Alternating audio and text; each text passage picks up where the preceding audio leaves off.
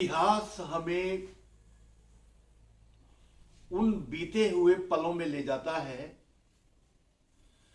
जहां तक पहुंचना किसी व्यक्ति के लिए वैसे संभव नहीं होता।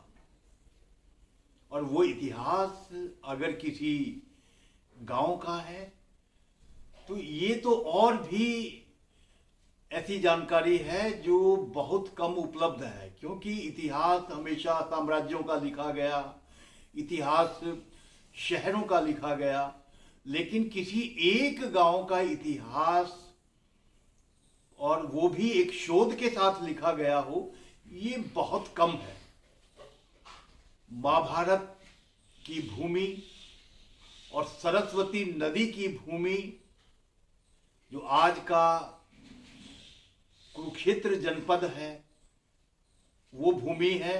और उस भूमि के एक गांव आहू का इतिहास पूर्व सीआईएसएफ कमांडेंट शिव कुमार शर्मा ने लिखा है।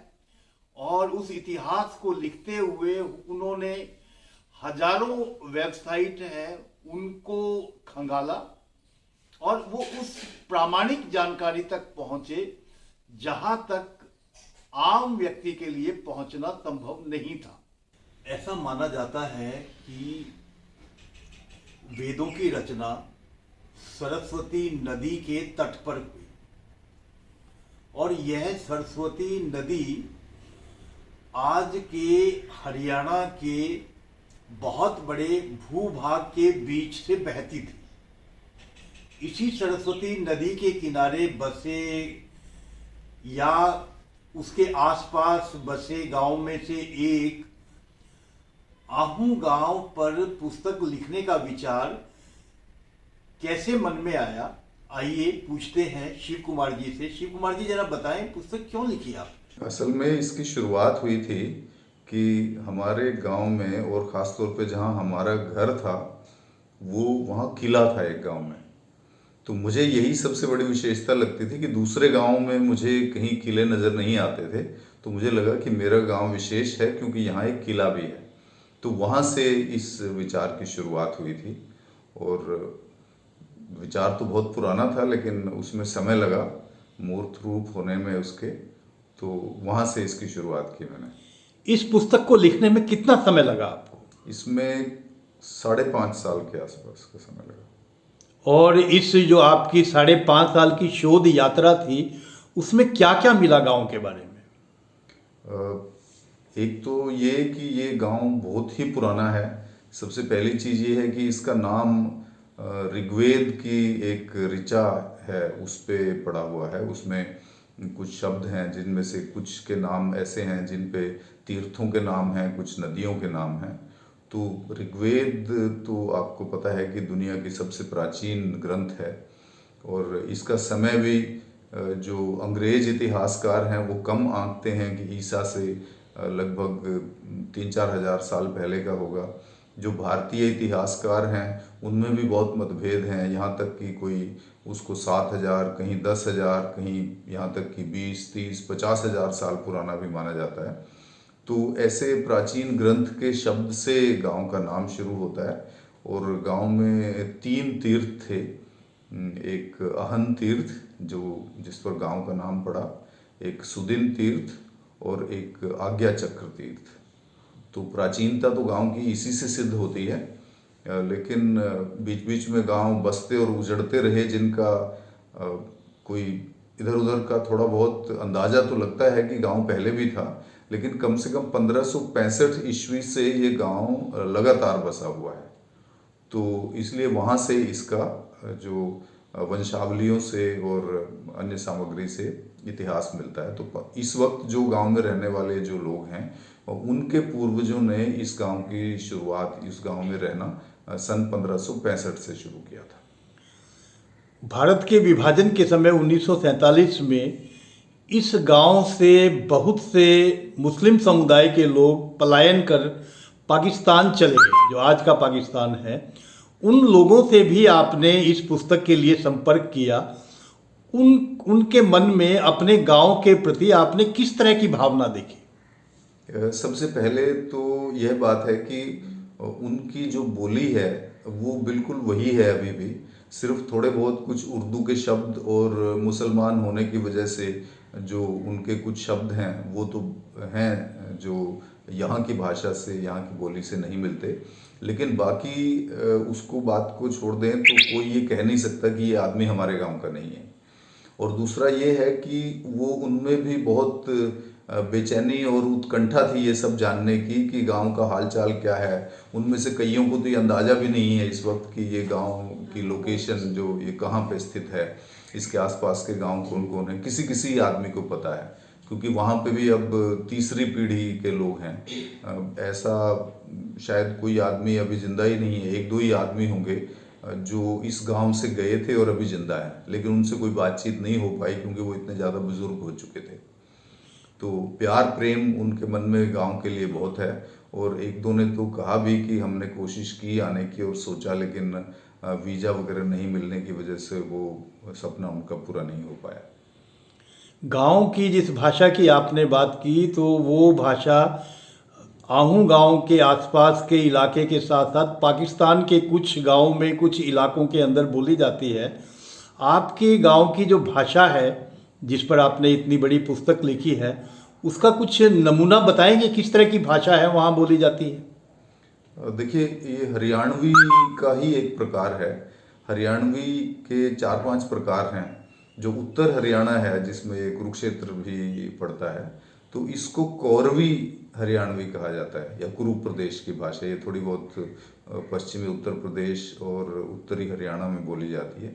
तो यही इस भाषा का प्रकार है। और यही बोली इस इलाके से गए हुए जितने लोग हैं वो भी बोलते हैं और हमारे गांव वाले भी पाकिस्तान में यही बोली बोलते हैं। तो आप इस बोली में कुछ दो चार वाक्य बोलकर बता सकते हैं क्या? हमारे गांव के लोग जो उनसे पाकिस्तान में जाके रहने लगे तो उनने भी अपने गांव तक उतना ही प्यार है जिस तरह हमने है।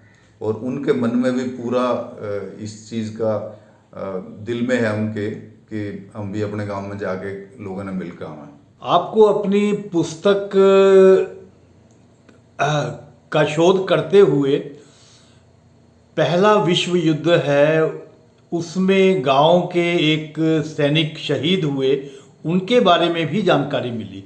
थोड़ा उसके बारे में बताएं कि आपके जो गांव के प्रथम विश्व युद्ध के शहीद मनीराम जी हैं, वो थे, उनके बारे में क्या क्या जानकारी आपके पास है जो आपने पुस्तक के अंदर संजोई है?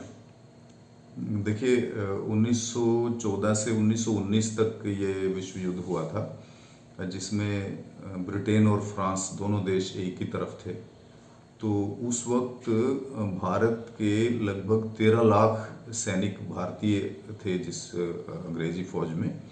तो उनमें से 70,000 के लगभग बलिदान हुए थे और उतने ही घायल भी हुए थे। उस वक्त निर्देश था सभी सरकारी अधिकारियों को, लंबड़दारों को और जितने भी खास खास लोग थे, ओहदेदार थे, कि आप ज़्यादा से ज़्यादा पैसे का और सैनिकों का योगदान फौज को, सरकार को दें। तो करनाल जिले से इस दौरान लगभग 6,500 सैनिक भर्ती हुए थे। तो हमारे गांव के एक लंबड़दार थे उस वक्त, उनका नाम लंबड़दार परसराम था, बाद में वो जेलदार भी रहे कई साल।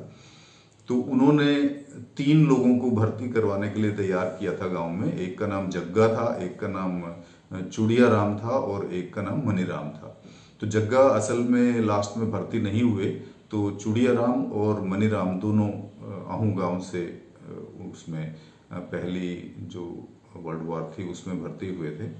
और ये भी हुआ था कि गांव में जो उनका परिवार था वो उनसे, लंबड़दार से नाराज भी हुए कि आपने हमारे लड़के को भर्ती क्यों करवाया है। और वो उनको दिल्ली लेने भी गए वापस, उनको दिल्ली में मिल भी गए थे मनीराम। लेकिन या तो वो खुद वापस नहीं आए, या हो सकता है क्योंकि फौज में भर्ती होने के बाद आसानी से किसी सैनिक को छोड़ा नहीं जाता, तो हो सकता है उनको छोड़ा नहीं गया हो। तो उनकी मोर्चे पे जो तैनाती हुई वो वहाँ पे फ्रांस में हुई थी। तो फ्रांस में हुई तैनाती के दौरान उनकी मृत्यु हुई थी। विले न्यूए डी एस्केक नोर्ड, ये कोई जगह है वहाँ पे। तो वहाँ इस फौज की टुकड़ी 2-3-4 महीने तक वहाँ तैनात रही थी और उस दौरान 55 सैनिक बलिदान हुए या उनकी मृत्यु हुई। उसमें भारतीय 2 सैनिक थे। एक का नाम शेख अब्दुल्ला था जो बर्मा में किसी जगह के थे और बर्मा उस वक्त भारत का ही हिस्सा था, और दूसरे मनीराम थे। Maniram royal horse and field artillery इस टुकड़ी के मेंबर थे और उनके पद जो था वो ड्राइवर के पद पर तैनात थे। उनका विवाह भी हो चुका था, उनकी पत्नी का नाम मनिया था। तो इतनी जानकारी है। जब उसमें करनाल जिले में 6,500 सैनिक भर्ती हुए थे तो लगभग 1,31,000 रुपये का लोगों ने या बड़े लोगों ने या जो बिजनेसमैन रहे होंगे ऐसे लोगों ने मिलकर इकट्ठा करके सरकार को मदद के लिए योगदान भी दिया था। तो मनीराम की जब मृत्यु हो गई तो उसके बाद शायद सरकार की तरफ से उनके कपड़े या कोई ऐसी चीज़ घर भेजी भी गई थी, लेकिन गांव में किसी को ये जानकारी नहीं है कि मनीराम की मृत्यु कहाँ हुई थी और वो किस टुकड़ी में और कहाँ पे तैनात थे। क्या गांव के अंदर शहीद मनीराम के परिवार के कोई सदस्य अभी रहते हैं, उनसे आपकी कोई बातचीत हुई? जी, मनीराम के पिता का नाम रामजस था और वो 4 भाई थे। तो उनमें से मनीराम के जो एक भाई थे उनका नाम था लज्जाराम। तो लज्जाराम की संतानें हैं, लज्जाराम के पोते हैं अभी जो करण सिंह हैं। तो करण सिंह हैं और उनके एक भाई प्रेम हैं, एक और भाई थे बड़े, उनकी मृत्यु हो चुकी है जिले सिंह। तो इन तीनों भाइयों की संतानें वहाँ रहती हैं। करण सिंह की ही आयु अभी लगभग 83-84 साल की है। तो उनसे आपकी बातचीत हुई इस बारे में? जी हाँ, उनके पास कोई शहीद है, उनका सामान या कोई इस तरह की कोई उनकी यादगार है? नहीं, उनके पास कोई यादगार या कोई सामान नहीं है। उनको सिर्फ उनका नाम पता है और उनको ये पता है कि वे उसमें लड़ाई में मारे गए थे, लेकिन उनको ये जानकारी नहीं है कि वो किस बटालियन में किस पद पर और कहाँ भर्ती हुए थे या उनकी मृत्यु कहाँ हुई थी। ये जानकारी मैंने निकाली है। क्या शहीद मनीराम के परिवार को ब्रिटिश गवर्नमेंट है उन्होंने किसी तरह की कोई अवार्ड या कोई फाइनेंशियल असिस्टेंस है वो प्रदान की, ऐसी कोई जानकारी मिली क्या? नहीं, ऐसी तो कोई जानकारी नहीं मिली कि उनके परिवार को इस तरह का कुछ मिला। लेकिन ये है कि जिन लोगों ने सरकार की उस वक्त मदद की थी वॉर एफर्ट में और सैनिक भर्ती करवाए थे, तो उनको ज़रूर कुछ ज़मीन वगैरह अलॉट हुई थी। तो हमारे गांव के जो लंबड़दार थे परसराम, तो उनको भी पाकिस्तान के लायलपुर या किसी ज़िले में 25 एकड़ ज़मीन अलॉट हुई थी। और बाद में जब 1947 में वो हिस्सा पाकिस्तान में चला गया तो उनको उसके बदले में आहू गांव में कुछ ज़मीन उसके बदले में फिर अलॉट हुई। और जो लंबड़दार थे उनको बाद में जेलदार की पदवी भी दी गई। तो आपकी जानकारी के लिए जेलदार एक ऐसा पद था, जैसे लंबड़दार एक गांव में होते हैं तो जेलदार कोई 18, 20, 25 ऐसे गांव के मुखिया हुआ करते थे उस वक्त। तो जो हमारे इलाके के बहुत सारे गांवों के मुखिया परसराम जेलदार रहे। धन्यवाद।